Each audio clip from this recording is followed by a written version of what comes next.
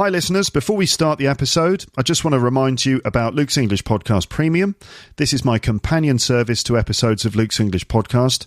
In the premium episodes, I teach you target language to build your vocab, improve your grammar and develop your pronunciation. To get started, go to teacherluke.co.uk/premium info. You're listening to Luke's English Podcast. For more information, visit teacherluke.co.uk. So hello folks, welcome back to the podcast. I hope you're doing fine. On this particular day, this episode features a conversation recorded a few weeks ago now with a comedian and writer from the UK about various things, as you'll see. Your task is to follow along and see what you can pick up and what bits of language learning wisdom you can glean from this conversation. I don't really know James that well. That's James Harris, the guest in this episode. I don't really know James that well. I've only met him once, in fact. He's a comedian and a writer. He speaks several languages and his Twitter feed is good value. He tweets about politics, learning languages, the issues of the day, comedy and various other things. We share a mutual friend, that's Dharminder Singh from Birmingham, who I used to be in a band with and who is now a stand-up comedian in Berlin. The time that I met James was in Berlin when I was there on holiday and I did some stand-up on the same show as him. So why have I invited him on the podcast? Well, it's mainly because of Twitter, actually, these days. As I said, his Twitter feed is interesting. He takes a sort of moderate and balanced view of things, and his interests are pretty wide-ranging, including the fact that he's very international. He's married to a Chinese girl. He's lived abroad. He used to work as a tour guide in several countries. He used to be an English teacher like me. He speaks very good German and French. He's working on his Chinese. He works as a translator, and he's generally an articulate and interesting guy, so I thought that he could just be worth talking to on the podcast. The language learning thing is obviously very appropriate, and I'm always interested in finding out as much as possible about how someone has learnt a second language to a very decent level in adulthood, and that is something that we talk about for at least 50% of this conversation. The first half of our chat is basically me getting to know James properly, talking about his work, his studies, his experiences of going to Oxford University, why he chose to move to Germany, being married to a Chinese girl, and then we get onto the details of how he learnt German, mainly, but also French, and now how he's working on his Chinese. So no need to say much more, except that I hope you managed to follow the conversation clearly all the way through. Let me know how it was for you, and I will speak to you again on the other side of this conversation, probably with some background music going over the top. But let's now talk to James Harris, and here we go. I'm going to press record so that we can get started. So, hello, James. How are you today? I'm fine, thank you. I've had my coffee for the day. That's all finished now. So the highlight of the day is over, which is drinking a whole pot of coffee. But you know, there's still things to look forward to, like I don't know, sleeping. That's coming up in about 9 hours, so excited about that. A whole pot of coffee, is that the normal amount per day? Yeah, I work very productively in the mornings, and I've now come to the conclusion that I am just always going to get the best stuff done in the morning. So I get up a bit earlier and I crack on with the various things I'm writing or trying to get published or trying to pitch to people, all this writing stuff, which I'm doing a lot of at the moment. And then by about 1:30, I think it's time to transition to a different mode, eating and reading. And in this case, talking to you, which is also something I'm doing today. And then sleeping later. But you're actually able to sleep after all that coffee? Well, I've read that I think it stays in your system for 12 hours.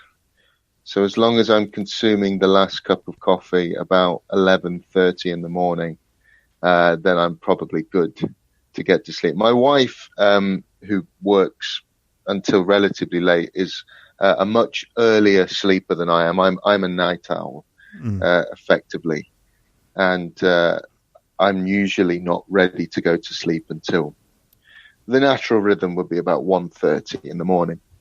But in current circumstances, with my wife going to an office job and me recently having been made redundant, I think that as a gesture of goodwill to her, I should go to sleep earlier.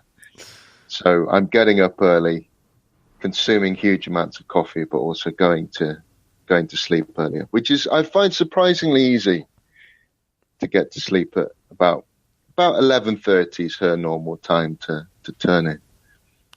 So actually, where are you at the moment? Not specifically, but just, you don't have to give us your address, but whereabouts? Yeah, I thought I would give your listeners my address, because I would be intrigued to see what happened then. If anyone was very committed to learning English, I would take that as a compliment if they travelled to see me on the strength of this episode. But I live in southeast London, and I have been back in the UK because we met when I was living abroad. About 6 years I've been living in London now. And I'm originally from Nottingham, which is in the Midlands, which is also how I know Demanda, who is a friend of yours. Oh, yeah. Dar, who's never been on this podcast, but I must get him on sometime. You know Dar from Nottingham? No, I know Dar from Berlin, which is where I used to live, and where I used to perform a lot of comedy, which is where I saw you performing comedy as well. I don't do that much stand-up these days, but I have the perfect excuse that the entire live comedy scene has been shut down due to a global pandemic. But given that now you can, if you want, perform stand-up comedy in your own living room, and I still can't be bothered, I think that might mean my commitment to stand-up comedy has waned a little. But when we met, I was a very busy stand-up, doing lots and lots of gigs and going all around Europe. I think you live in France, don't you? I do, yeah. I live in Paris. Yeah. I never made it to Paris to do stand-up, which I would have loved to do, because I do speak French. And I have a couple of gags, I think, which I'd written about. I can't remember them quite off the top of my head, but I had a couple of gags which had been written, which would have worked very well knowing French and English. But yeah, maybe en futur, as they say. Huh? Yeah, definitely. Yeah, it's going to start up again. We'll see. Maybe the comedy clubs will open again and the stand-up scene will be back. It'll be rife with coronavirus and jokes. Yeah, I mean, I suppose everyone. I've written 2 jokes which I think are good about coronavirus. Can I share them with you? Yes, please do. Yeah, okay. Two jokes, and jokes I appreciate are always quite difficult to get in a second language, because there's always like a pause, isn't there? And you're like, oh right, yeah, that's funny. But for some, if people do want to go, I wrote, I was really sad that the London Marathon was cancelled due to coronavirus, but I'm sure things will be okay in the long run. But the better joke I had was I feel really happy to be living in London during the coronavirus, because perhaps no other city has such a wide range of galleries, restaurants and museums closed. The sheer opportunities to not see art. Exactly. Some of the finest art in the world is unavailable to us at the moment. It's the same for you in Paris, obviously. I mean, the places you have not been able to go are really quite wonderful. Yeah, the number of great bits of art that we can't see is brilliant. Not many cities can say that. Yeah, I mean, you cannot see the Mona Lisa and the Venus de Milo on the same day. That's right. So, all right. So we met each other doing comedy. I went to Berlin for a weekend, and my mate Dar, who is an old friend of mine, got me a couple of gigs. One was at the Fish Bowl, it was called, and you were performing there. So that's how we know each other. But I also just follow you on Twitter, and you tweet about all sorts of different things. You just mentioned, so you're based in London, and so you're a writer at the moment. That's what you're doing these days. Then what kind of stuff are you writing? Well, I've just written a screenplay with a friend, and I've also just finished which is probably quite interesting, translating a play, a German play actually, which is a comedy, written quite a long time ago, but I've done a kind of modern version, and then I'm writing another script, which is a play. I mean, none of this is like in any kind of state of production or being staged or being written because anyone's asked me to do it. I'm just doing it because I think the same as many freelance people had in France. I've been given a grant, a self-employment grant by the government, which I have decided is in fact a playwriting bursary. I've just decided to describe it as my government playwriting bursary. And given that I've received this large sum of money, I thought, well, I may as well, try and get some of these scripts done. I did recently write and perform a one-man show. Solo show is what we'd probably call it a bit more in British English. And I performed that around the country last year. But that show was actually a bit of a kind of farewell to doing live comedy. And these days I do concentrate quite a lot on script writing. Quite involved in translation of a script writing. And my spouse, who is Chinese, who I've mentioned, we actually collaborated on a translation recently of a Chinese play. And we won a competition with the translation, which was very nice. And we were given a sort of stage reading of the play, which was a kind of Chinese fairy tale. Wow. So yeah, I'm writing a lot at the moment. But like everyone, well, like many people, my income has been quite affected by all this. And although it's good for the short term with these grants and things, over the long term, I'm going to have to find another way to earn my living, because my main source of income over the last decade really has been as a tour guide, taking people around Europe, France, Germany, Austria, Switzerland, all over the place. But that's just not happening anymore because nobody is traveling. In a way, I'm quite glad, because I got quite sick of being a tour guide over the last couple of years. So now I have to get out of it. I have no choice. What's wrong with being a tour guide? Oh, there's nothing wrong with being a tour guide. It's just completely exhausting. I mean, it's a really, I'm talking, I was taking busloads of, 50, 60 people around Europe and organizing their accommodation and food and, trying to keep them entertained. It's a very, very good job for a comedian. If anybody's got a kind of background in performing and is not, and needs something extra to pay the bills, it's a great job for that. But unfortunately, the industry which I was working in with, Canadians and Americans just has ceased to exist, and I'm not sure it will go back ever to being the size as it was before. But that's okay. I had taken a job just before all this started, working for a tourism company full time, which was more in the logistical side of it. But I was made redundant at the start of April. But I did manage to get some decent severance pay from them as well. So that has managed to keep me tiding over, and I've just had this big burst of creativity getting all these scripts and screenplays done. Wow. Beyond that, who knows? Va savoir. I know I should be using English, but I just love that French phrase. All right, lots of things. So the scripts that you're working on, work as a tour guide, which you said is like really great if you're a comedian. What's the connection between being a comedian and being a tour guide? Well, it's about having to fill time with being funny, I think. So what really would help you is your crowd work or your interaction with crowds. And if you can kind of keep an audience going, particularly if you're an MC, or host, then a sort of long journey where you have to kind of dip in and out of people, keeping them entertained and keeping them from being bored. Comedy background is great. And you have to realize that for tour guides to do the kind of cross city and cross country stuff, a lot of the time you're not actually seeing anything which is worth seeing. There's very little you can say about the kind of French motorway beyond a certain point. Like, oh, look, it's another large stretch of concrete here. And the German Autobahn, they do what they're supposed to do, but the only fact I can really say about the Autobahn is that they put the barriers up to muffle the sound. on the side of the road. But once you've said that, you've still got another, 7 hours to drive or whatever. So if you can kind of talk to people and keep them engaged and know a bit about history, but also have the kind of personal connection, then it can fill up those long coach journeys.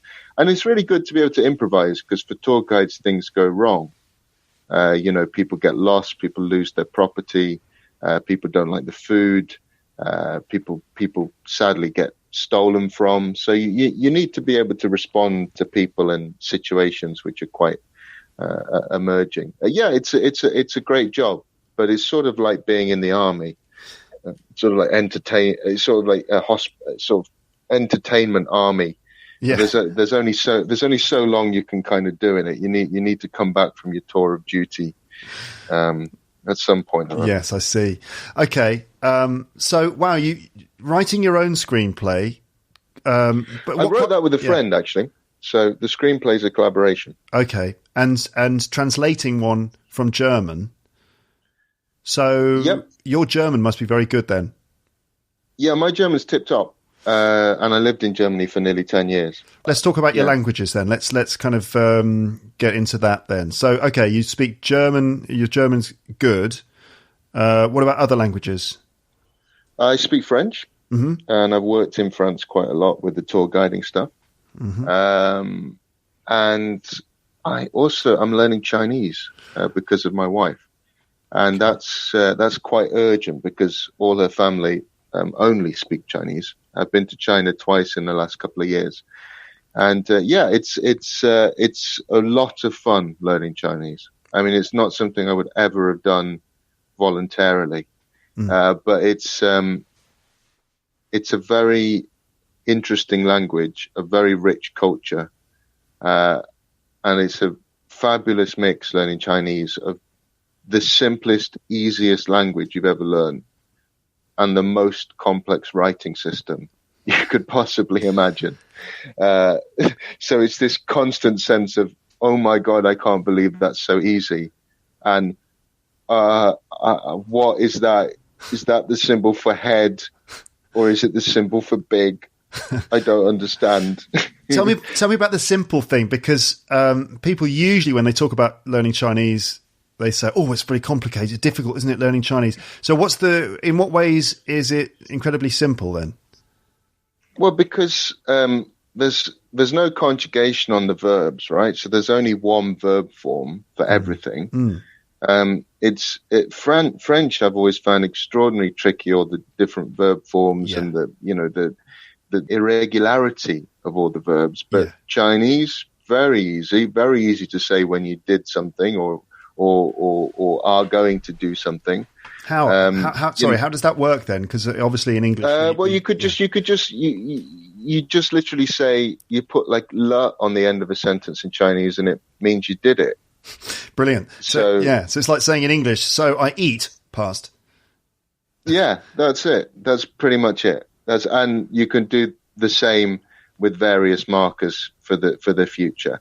One thing which is a bit tricky is measurement words. So like you could say, in English, we've got a pair of shoes, right? Pair of shoes, pair of gloves. Two things as a pair. But imagine if you always had a different word for a number of things or a single thing, dependent on what the thing was. So, Igoryon, which is a person, but itoju, which is a pig. So the word for an is different in those cases, depending on what the noun is. So there's a lot of those. There's a lot of different. There are many different articles depending on the type of thing you're talking about. It's not just a, an, and the like in English, or not even just le and la like in French, masculine and feminine. But there are even more articles that change depending on the noun. The articles don't have a gender like in many European languages, but they just have a different they just have a different type of article depending on what it is. So all animals have like one, and then like a couple of animals have a different one. The most common one is g. Like most of the time, like almost all of the time, g is like an. But then for a lot of the most common words, there is an exception. And that's one of those things which it does take it's going to take a while to learn. I should emphasize my Chinese is pretty basic, but it's also because I live with a Chinese person and speak Chinese a lot, and because I am a linguist, I have picked up an enormous amount of very bizarre phrases. Like what? What's a weird thing I can say in Chinese? This is something your wife says. To qian, ni hao to qian, which is hello tugboat. I can say I've got all this weird vocabulary, I just all this weird vocabulary, and then completely useless. My wife and I had a little fun thing where she pretended to be a waiter the other day, and we did a little 15-minute improvised meal ordering. I'm not sure it should have taken 15 minutes, but I had to make myself understood, and that was really fun. So it's just like, I honestly believe that if you are married to someone with a language, it really doesn't matter what the language is. If you want to pick it up, you're gonna pick up, quite a bit. Yes. But the other thing about Chinese is it's hilariously literal. I mean, the thing is it's just this incredibly blunt way of saying for it. So I think it's like Mao To Ying is owl. Okay, Mao To Ying is what? Which means owl. The animal, the owl. Yeah. Which means cat head eagle. Whoa, cat head eagle. That's brilliant. Cat head eagle. Or I can't quite remember the actual word. Well, minion. The minions, the small yellow creatures, cartoon creatures. Yeah. Xiao Huan Yun, little yellow man. Very straightforward. Yeah, very literal. It's incredibly straightforward, and Chinese people are like this. They're just incredibly blunt, straightforward. Know where you are. Insult is humorous. It's really quite kind of refreshing because I've never I was kind of what do they call it, reprogramming. So to grow up in England and everything's like sorry for no reason and all this kind of stuff. When I moved to Germany, which is a pretty blunt place by and large, there is politeness there, but it's more formality than politeness. And then back to England 6 years ago, so everyone's polite again. And I've kind of been reprogrammed by the Germans to actually say what I want and think about things. And now I've married a Chinese person who takes German bluntness to a new kind of level. And it feels quite good. It feels quite good to be back in the world of plain speaking, Yeah, totally. So tell me about going to Germany. Is that the first place that you lived abroad or not? Yeah, that's the only place I've really lived abroad. What made you go to Germany then? I was learning German. I just really wanted to learn the language. I liked the German language. I still like it a lot. Just Berlin, being young, in a cheap city. And then I was performing a lot and making a lot of friends. So I wound up staying in Berlin and in Freiburg in West Germany for just about 10 years before I came back. How old were you when you went there? 21. And what did you do at university? I did English. Oh, really? So, Okay, where did you go? I went to Oxford. Oh, really? Wow, fantastic. St. Catherine's. Is that where you went? No, my dad, actually. Okay. He studied English at St. Catherine's in Oxford. Well, I walked past St. Catherine's. It wasn't too far from where I was, which was at Mansfield College, which is the smallest of all the Oxford colleges. Very small student population, about 170 people or something like that. Yeah. Wow, what was it like going to Oxford? It was horrible. I'm sorry to disappoint any of your listeners who might have because it is pretty. Like, don't get me wrong, I've been back a few times and it is a pretty little town. My advice for anybody the best of Oxford is to go there about 6 a.m. in the morning on a sunny day and just walk around the beautiful buildings and then leave before everybody gets up. So why was it so awful then? Well, it was awful because we were all awful. We were all obnoxious brats. And I was particularly bad and full of myself. But I just didn't get on with the student culture.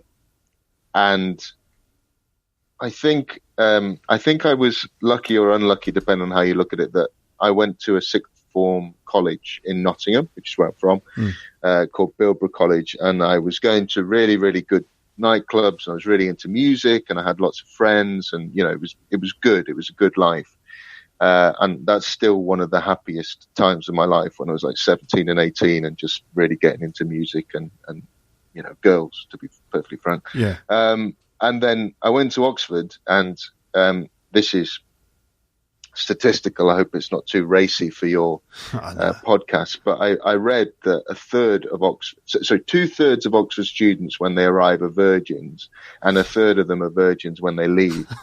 And this is a lot of the time, it's people who have no experience of like mixed sex environments, and they've got, their idea of seducing the opposite sex is to drink a gallon of lager in their presence, and then cry in front of them. And so I kind of came in like, oh yeah, I'm this uppity provincial. I'm into music. I'm incredibly arrogant. And then there's no good clubs in Oxford. The food's not great. It's a very small place. And, I just really didn't get on with it. And any kind of like arrogance I had didn't serve me well. I just really burnt out with it. I did eventually limp through to finishing my degree. I took a year out in the middle, went to Berlin, just fell in love with Berlin, which was obviously all the things I'm talking to you about. I really like, music, going out, lots of performance. And, I was kind of over it by the time I finished. But like I say, I mean, it's all growth as an individual. I mean, a lot of the problems of it was me and how I was looking at it and how I was not, studying as probably at all. But the worst thing about that was I still did quite academically well, which is obviously pretty fatal if you're not studying, and then that resolved itself by the end. In terms of academic success without the work, they did cotton on to that at the end. You did well despite not really studying. Yeah, I did. I completely aced my first year exams, which was great. But obviously, probably not good in the long run. It's something I've spent a lot of time afterwards, kind of trying to make something positive of, because it's quite difficult when you have a really foundational time of your life which goes completely wrong, basically. And I kind of have managed to come to peace with it, but coming to peace with it hasn't made me feel like, well, actually it was all right, really. It was more like, it's kind of messed that up. Was part of the problem the fact that maybe you didn't fit in with the people who were there? Because a lot of people who go to Oxford, I don't know actually what the proportion of sort of public school type people is to, let's say, normal comprehensive school type people. Did you go to comprehensive school or a private school? Yeah, I did. I went to a pretty rough comprehensive. Yeah. And there were a couple of people from my comprehensive school who went to Oxford. No, I think there's one at least, maybe a couple more. But yeah, I mean that. The main reason that was a problem was because I was just incredibly left-wing when I was Oxford. And if you've read my Twitter feed now, quite a lot of it is me arguing with people who are now incredibly left-wing. But it was definitely the case that I was really, really committed to kind of socialist politics and left-wing politics. And one of the reasons I was so committed was because I did feel that I didn't just want to be kind of swallowed up by this kind of like establishment is fine, because that's what a lot of people go to Oxford for. They sort out their contacts and they move on to some kind of, position which is relatively, comfortable for them, and then they move through life. So I wasn't quite ready to give up on being radical at the age of 19 or 20, and I probably went to the other extreme. What kind of people did you come across at Oxford? Come across really nice people, but I came across. I mean, I did come across a lot of very, very privileged people. I think the thing which bonded the people I was hanging out with together was mental illness. So that was my crowd, and I've come to the conclusion that that's not a good crowd to hang out with. Shall I ask what kind of mental illness? How did this mental illness? I think we're all incredibly depressed, and eating disorders, depression. It was not a happy little bunch. Okay. That I was hanging out with at that time. Anyway, Oxford, English, and then you during the degree, you took a year out, went to Berlin, and did you already speak some German at the time, or was that? It was pretty bad. Okay. Yeah, it's pretty bad. So you spent a year in Berlin there, and I guess you improved your German during that year. And then at the age of 21, sort of postgraduate, you thought, what we're going to do, I'll go back to Berlin because it's brilliant. Right? I think I was 23 when I moved to Berlin permanently. Okay. So there was 21 was the year in, because I'm quite old for my year. I'm a September birthday. And then back to Oxford to finish off the degree. And then 23, just after I'd finished my final exams, I was out to Oxford. I did my TEFL qualification. That was the first thing I did in Berlin, which is a connection to teaching English. And that was the first thing I started off doing in, and that would have been in 2005. So the autumn of 2005. Okay, tell me about your German then. So you went with, I guess, sort of intermediate or lower than that, basic. Lower intermediate. I did take an exam called the Certifikat Deutsch, which was just when I arrived there. So that was like a lower intermediate certificate. But yeah, I mean, it's very easy in Berlin. I'm not sure what it's like in Paris, but it's very easy to float around in a kind of expat speaking English thing. Yeah. And I think Berlin's now got really, really extreme in that direction. Like, you go into a shop in Berlin now and order in German and just they don't know German. So it's a very strange thing. But there is tradition for that, actually, because Berlin used to be very French speaking in the 18th and 19th century. So I find that quite interesting about Berlin, that it's always understood its cosmopolitanism to be adopting another language and speaking it. The most famous Prussian king, Friedrich the Great, didn't speak German, or in fairness, if he did speak, he said it was only fit to be spoken with his horse. So, so it was, but then it was just a really conscious decision, and Berlin wasn't quite as expaty back then as it is now. I was going to hang out with a load of Germans and I was going to learn really good German. And if somebody wanted to speak English with me, I was going to tell them that I was learning. And it took a while, but it started to get really good over the next few years. But what kind of did the trick for it was a few years later, in about 2008, when I moved to Freiburg, which is the largest city in the Black Forest. And I had a nice, if very expensive, couple of years down there. I was supposed to be studying, but I dropped out of the program I was studying. But I was just in a German-speaking environment all the time then, and that was when I became incredibly fluent. I think if you're learning a language, English is a bit of an exception in the UK, because by and large, apart from minority communities, nobody really speaks a second language in the UK. So you can go pretty much everywhere in the UK and you have to learn English. But certainly for languages other than English, with English being the kind of de facto lingua franca, I think you'll have better luck if you move outside of big cities. I don't know if that's your experience in Paris, but my experience working in France is that in Normandy, I'm just in French all the time. And in Paris is where I might meet somebody who, wants to practice English or switch to English or whatever. Well, I have lots of excuses about my French, but one of them is that, I'll start speaking French to someone and they just speak back to me in English with an American accent normally. It's one of the things. Yeah, a lot of people speak English here. But let's talk about your German. So what you're advanced or proficient? What's your level now then? If you're translating screenplays, I can translate into German now as well. It's almost native level. Okay, that's amazing.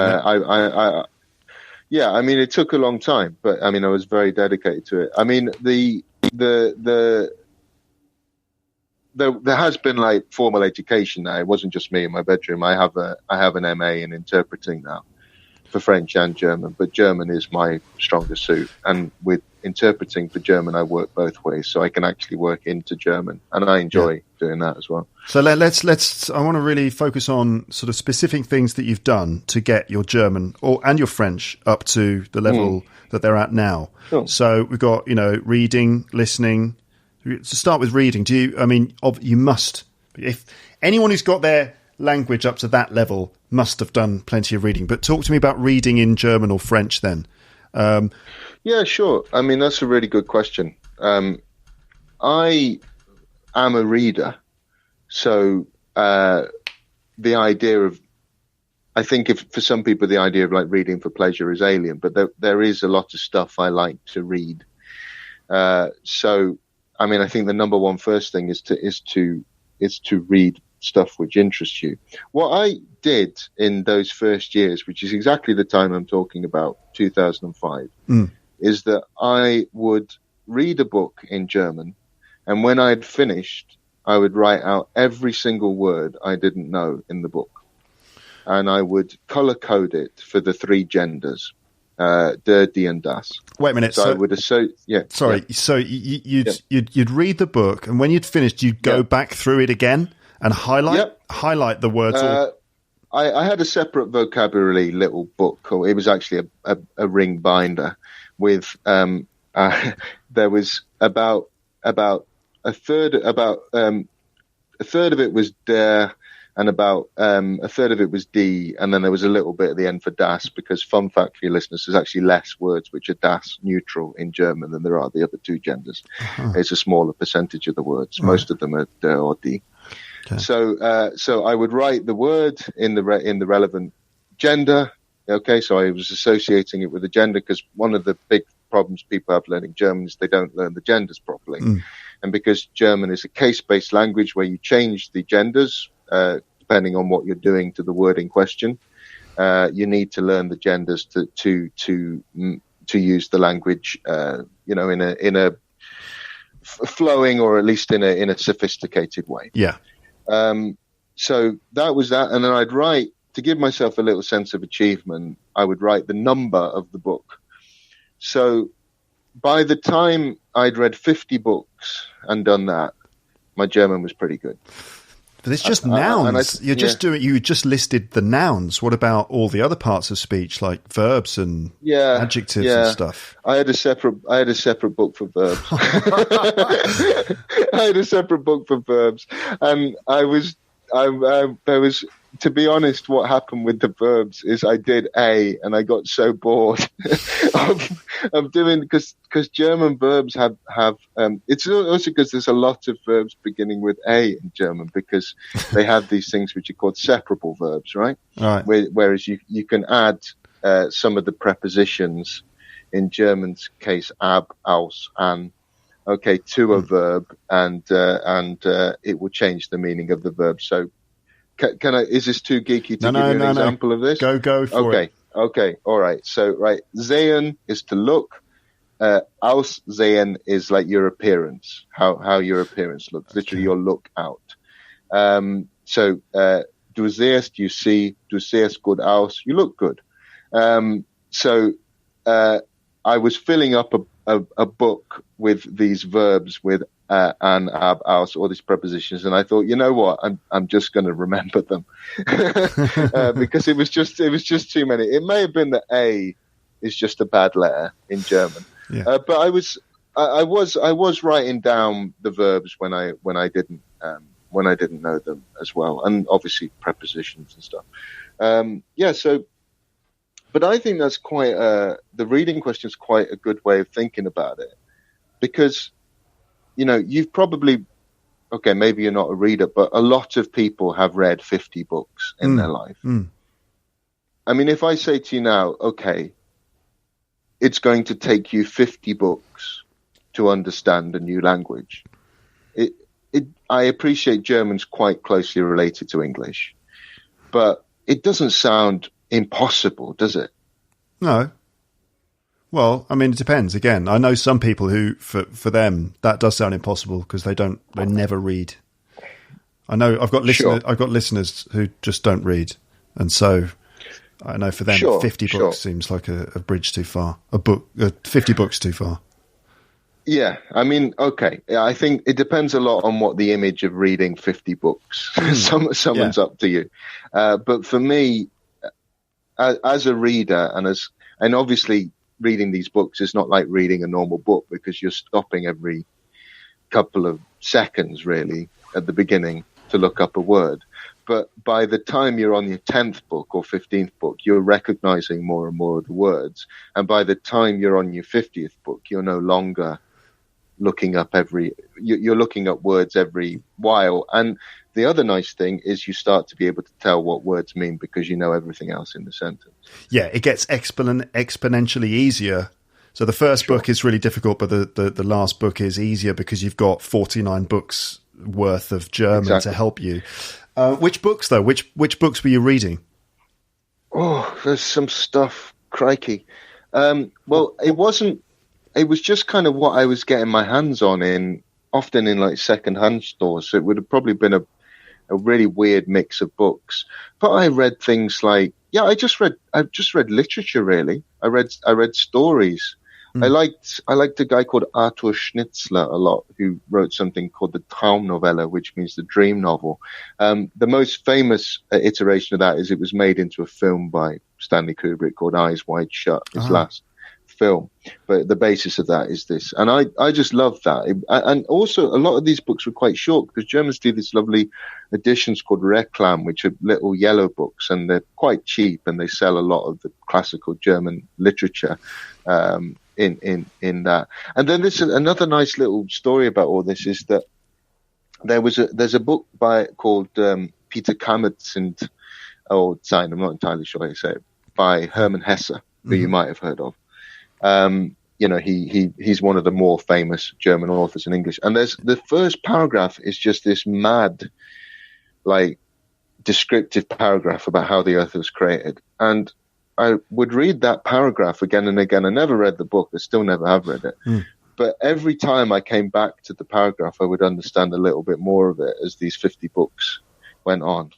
There was a nice little direct way of tracking how much progress.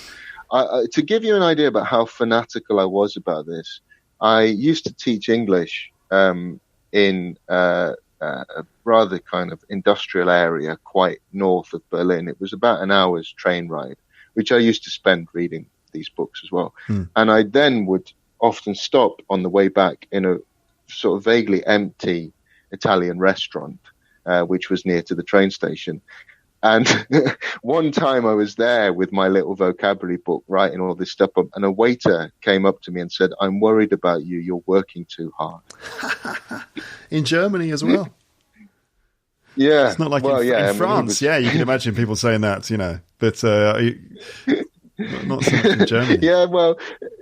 But I'm not sure he was German. I think he was Italian, but I don't want to play international stereotypes. But I mean, it must have been hard. Your first book must have been pretty tough, wasn't it? Yeah, it was. And then of course I went through exactly the same procedure with French. Yeah. Many years later. But with French, I was just now, because don't forget, when I'm talking to you about all this, I'm early 20s. I can go out and I'm not tired and I've got loads of energy. But by the time I was getting as fanatical about French as I was. I was a lot older and busier. So I was a bit less. I don't know what that word in French was a bit more. I don't know what that word means, but I just want to read this thing and kind of I'll work it out. Yeah. But with French, there were certain authors who I'd already read in English, so that was a bit of a different experience. So I was reading stuff that I'd already read, like Camus and definitely probably mainly Camus, Welbeck, people I think I've read some Welbeck in English, I'm not sure, but there was a lot of stuff I found quite quickly in French, which was relatively easy to read. The other big guy, so I've got to go back a bit. The other big guy who I was hugely into when I was first learning German was Kafka.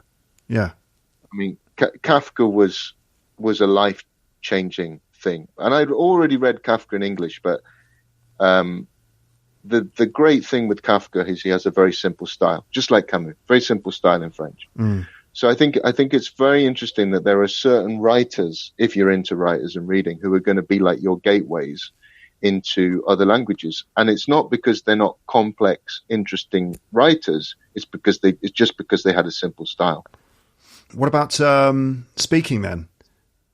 How did you improve your speaking to the level it's at now? That was probably harder, just because you have to make friends, and I mean, I just would have these bizarre social encounters, and I literally knew anybody. I remember this guy who worked in the Indian embassy invited me to the launch of like an Indian biscuit in Germany.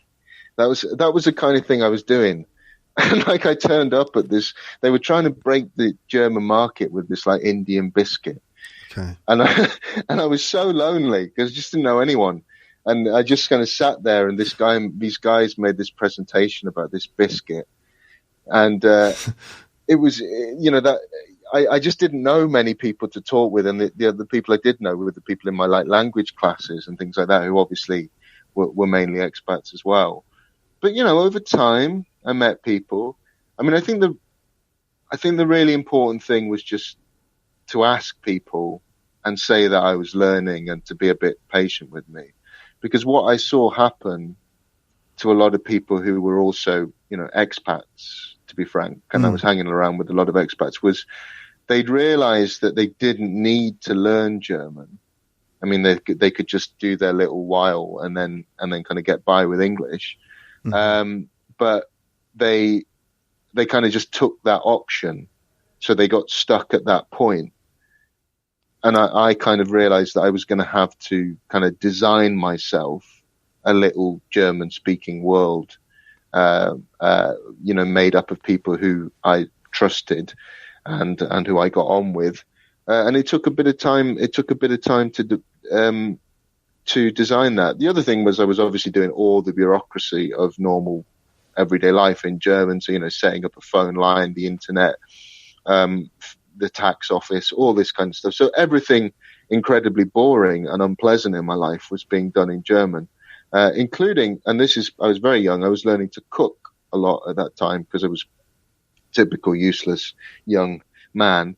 But that means that still to this day, I think about food almost entirely in German or cooking. Wow. Because I just learn all the recipes I learned, which have got me through my adult life, in German. So yeah, it was a really, really interesting time. And it's quite, I mean, you'll know this as an English guy. It's quite rare for an English person. I mean, I am half Welsh, and I feel I've always felt a bit different, but it's quite rare for English people to kind of deliberately make that decision. Like I'm going to go away from my native language for a while. Yeah, why? Why do you think that is? I think it was because I had such a terrible experience at Oxford. But why do you think English people don't learn languages? Okay. Why do I think? Well, because I think we really shouldn't make it too complicated. It's because they don't need to. I mean, I don't think we should have a go at English people for doing that, because time is short and English is the world language. Yeah. So I'm not gonna have a go at English people for investing relatively scarce educational time. But there's a different cultural myth, which is that English people somehow can't, and that we're somehow incapable of. Well, being Welsh, again, I have a bit of an insight into that. There is no reason why people born on the British Isles cannot, somehow genetically absorb another language if there is the necessity of doing it. And the other thing which was nice was, obviously, I met quite a few English-speaking people who had learned another language, including some in my own family. My own family are, luckily enough, relatively multilingual lot. So my uncle and aunt run a translation agency, and my mum speaks fluent French. So I had a good few positive examples. But the thing I was trying to talk about on Twitter recently, I'd like to write and talk a bit about this, is I think we've got such a horrible culture of low expectations around it. And I do wish we'd at least get away from that, because it's a very different argument to say, well, I'm busy and it's not essential, to I'm afraid I am somehow genetically incapable of doing this because I was born a native English speaker. Yeah, absolutely. And for you were saying that the reason why you made the decision to go outside of English and learn another language is because you had this experience in Oxford, and it kind of pushed you away or something. Yeah, it felt like felt very isolated or estranged from, because you've got to remember, like, Oxford is supposed to be the best. It's supposed to be your golden ticket. Yeah. So if you're going to go there and you're like, actually, I'm really not having a good time here, and I don't want this, then the chance to kind of look through another culture. I mean, I don't want to overestimate it, because, German culture is quite similar to British culture in a lot of ways. It's founded around beer and football and, sport. The Germans are insanely competitive. Like, they are insanely competitive people. Yeah. But it wasn't an enormous culture shock. But it is different, and it is a different language, and it is a different history. So it was very stimulating. And what it's really done, German, for me, is it's a foundational stone on what has become a life which is very open to the world, very, very, very multicultural. I feel I absolutely adore having married into a non-Western family and having that influence in my life, and having this foundational experience of living abroad and working abroad, really, really set me up to do that. So it's been a big plus. To be honest, it's been the best thing of my life, this seam of kind of multiculturalism and openness, which was set up by that decision in my early 20s to work so hard at frightened Italian waiters. I won't ask you about Brexit because it's just another story for another time. But instead, I still want to talk about the language learning thing. I could ask you more specific questions about things like pronunciation, things like how maybe there must have been times when you felt like your identity, you had to make a decision about your identity when learning another language, and various barriers, psychological barriers and things like that. And I could ask you about listening and various other aspects of learning German. But I think actually that the one factor that kind of pushes you through all of those things is just your desire to learn German or French. It's the motivation, isn't it? That's been the key thing that's actually allowed you to get to where you are. Would you agree? Yeah, I agree with that statement 100%. Yeah, I do. I really agree. Are there any particular techniques? So first of all, you've got to really want it. That's the main thing. But are there any particular techniques? You talked about your books, reading and making lists of the words and stuff. Any other little techniques and things that you've noticed have been useful? Yeah, there's lots. If I can just go back a little bit, the really want it thing. Yeah. Just before we get to this, one of the most frequent things is, particularly for English speakers, is what language should I learn? And that question is answered by the motivation question. So learn the one you really want to learn. If you really like Spanish, if you really like Chinese, if just learn the one you like, because the desire, as you say, will carry you through. To get it down to a kind of smaller level, I found asking people to repeat themselves was incredibly useful. In German, there's the phrase "wie bitte," which is a bit like kind of "come again" in English. And if I just like, just you hadn't quite got something, asking people to repeat it. In English, it would be like, sorry, come again, or sorry, what was that? Come again. Yeah. I mean, people I think there might be a slight, native speakers, when we're having a chat, we do occasionally miss what the other person has said and need it clarifying. So it's not this huge badge of shame to kind of just need somebody to slow down a bit and repeat it again. Yeah. Sorry, what's that? I didn't quite catch that. Yeah, sorry, what was that? Yeah. I didn't catch that. Sorry. Yeah. Maybe liven things up by learning several phrases where you could say that, just to make it a bit more interesting for yourself. So yeah, I think that's definitely one. Listening is obviously fantastic. I mean, just having the radio on, just listening. What have you listened to in German and French? Anything? Well, I mean, I still listen to French radio every day. Yeah. I mean, as an interpreter training, I mean, we listen all the time. I mean, it's such a holistic process, it's a language. It's every aspect of life. So it's listening, it's reading, it's conversation. The first time I went through this process of German, like I say, I was pretty fanatical about it and pretty harsh on it. But I did also prove to myself through doing all that and through being so severe that I could do it. So I am constantly engaged in the business of language learning. I work on my Chinese every day. I listen to French every day. I work on German translation. I have tried to create in my life a multilingual environment. Now, as I move into nearly 17 years of doing this stuff, it's much more organic, and it's much more, don't worry, it'll come with time.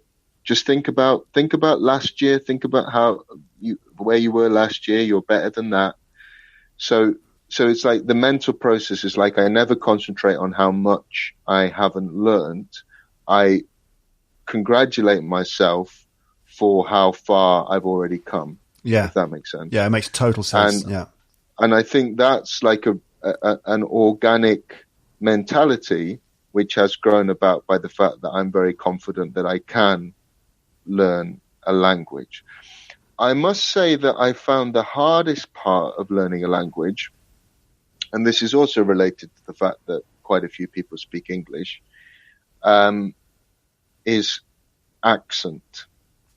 And the acceptance that you will not entirely lose your accent unless you are very, very lucky and probably started pretty young. You are likely to always retain a slight accent in your foreign language. There was a time when that really bothered me. And I did attend pronunciation training where I sat around with a load of other people who also couldn't pronounce the language properly. I have to say I didn't find that incredibly useful. It was quite amusing. Yeah. But I think you also need to be realistic about, you can definitely improve your pronunciation, and some languages you will be able to pronounce things better than others. Some languages the pronunciation is just simpler, or easier to get from whatever your native tongue is. But just don't be too hard on yourself if you've got a slight accent, particularly if people can understand you and you can participate, because that's still pretty darn good, I think. Absolutely. Tell me about Chinese. You're saying you work on your Chinese every day. Specifically, what are you doing every day then, specifically in Chinese?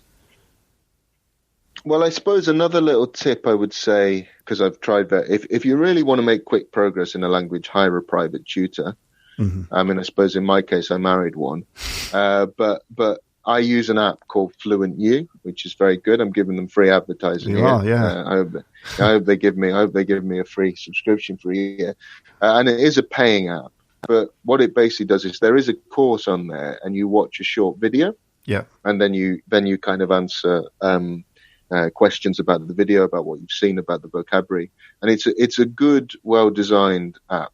The difficult thing about Chinese is obviously the writing, and it does let you work on the writing as well. But it's more like recognizing the writing than it is, using the writing actively, which is fine for me because I'm not actually looking to write. I'm just looking to recognize what the symbols mean. Yeah. I mean, I could talk to you more, but I think probably that's almost exactly an hour.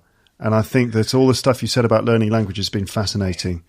I think we'll probably leave it here. How can people find you, find your work if they want to kind of read some of your scripts or maybe follow you and stuff like that? Well, the best way is for your listeners to give me large donations of money, enabling me to produce these darn scripts. But I am very, very active on Twitter.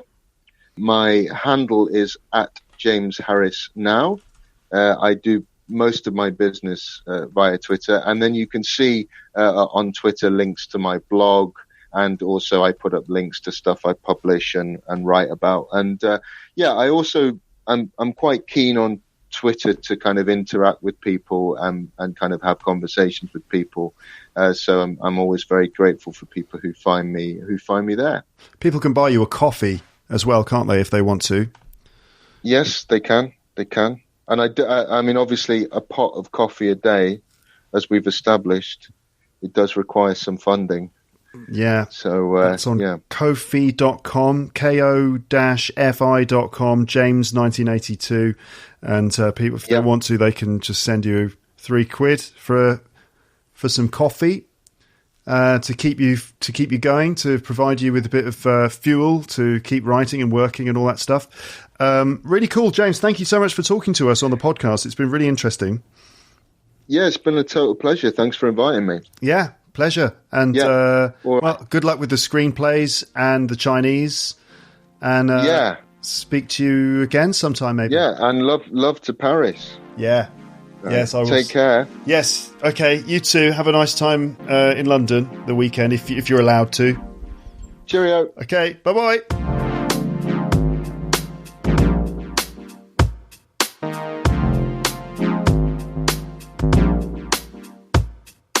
So thank you to James for being on the podcast today. Look him up online to read some of his stuff. Follow him on social media and help him out by keeping him fueled up on coffee. So you can follow James on Twitter @JamesHarrisNow. His blog, I guess it's just his website, where you can find samples of his writing and things like little mini screenplays. You can go to shoeleatherexpress.org. shoeleatherexpress.org. And you can buy a coffee for James Harris by visiting his page on Ko-fi, which is, let me just check. That's ko-fi.com, and then you can search for James Harris, or just follow the link that you'll find on the page for this episode. So there you go. That was a conversation with James. I think there were some kind of interesting insights about how he really sort of grasped the learning of German and French, and that particular sort of technique of writing down so many words and really cramming in that way. It seemed to really work. It obviously paid off because his German is excellent. So there you go. An interesting episode, I think, and very nice to talk to James again for the second time there. So how are you, listeners? How are you doing? How's your English journey? Where are you? What's going on? Are you still living in lockdown over there at the moment? What's the situation? Is your country kind of coming out of that now? Or is maybe the dreaded coronavirus going to come back? We don't know. It's an interesting period, isn't it, this? As we enter in Europe, in France, we enter the summer where things tend to sort of chill out a little bit. There's a lot of busyness in July. And then in August, everything's dead and closed and everyone's just on holiday. And then in September, you start again. And that's when everything kind of comes to life again. And it's going to be interesting to see where we are in September. But what's going on where you are? I wonder what your surroundings are as you listen to this. Are you a student?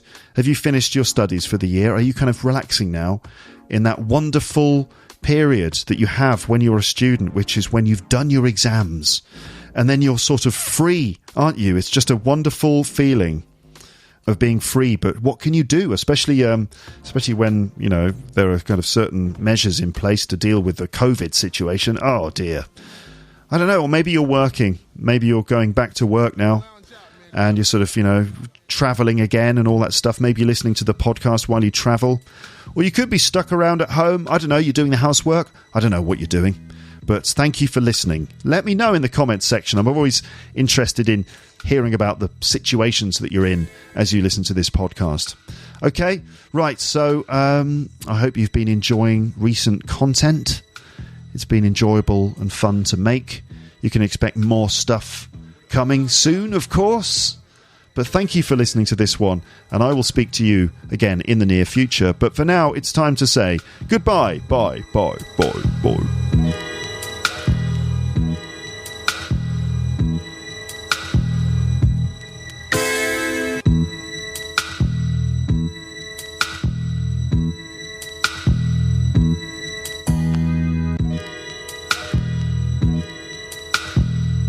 Yo, lounge out, man.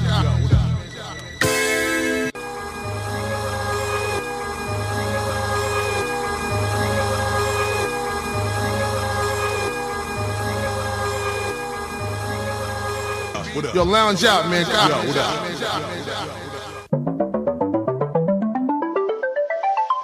Thanks for listening to Luke's English podcast. For more information, visit teacherluke.co.uk.